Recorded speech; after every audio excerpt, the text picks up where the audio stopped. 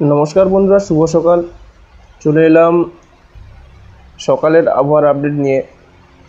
অবশেষে দক্ষিণবঙ্গে বৃষ্টি দেখা দিল। আলিপুর আবহাওয়া দপ্তর সূত্রে খবর আগেই জানিয়েছিল যে আগামী 3 থেকে 4 দিনে দক্ষিণবঙ্গের বৃষ্টির পরিমাণ ভারী থেকে অতি ভারী বৃষ্টি হবে।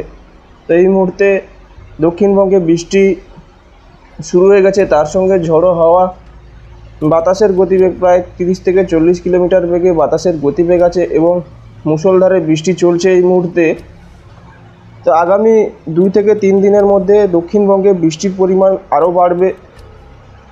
আষাঢ়ের শেষ সময়ে দক্ষিণবঙ্গে বর্ষার দেখা না মিললেও গ্রীষ্মের যে দাবদাহ চলছিল তার থেকে একটু রেহাই মিলেছে দক্ষিণবঙ্গবাসীর কপালে।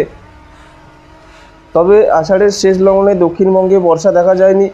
শ্রাবণের দিকে বৃষ্টি কিন্তু আছে।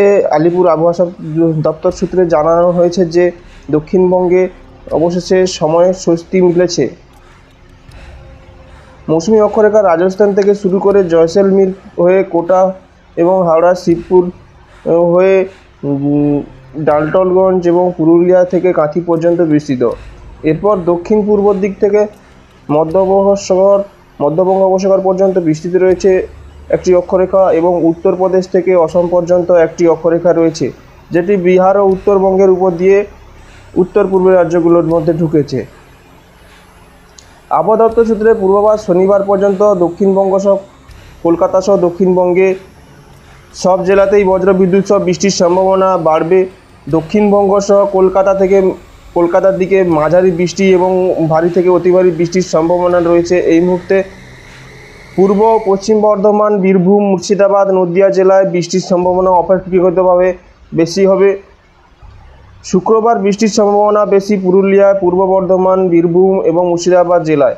কলকাতা সহ এইসব জেলাগুলোতে বজ্রবিদ্যুৎ সহ মাঝারি থেকে হালকা বৃষ্টির সম্ভাবনা আলিপুর আবহাওয়া দপ্তর সূত্রে খবর।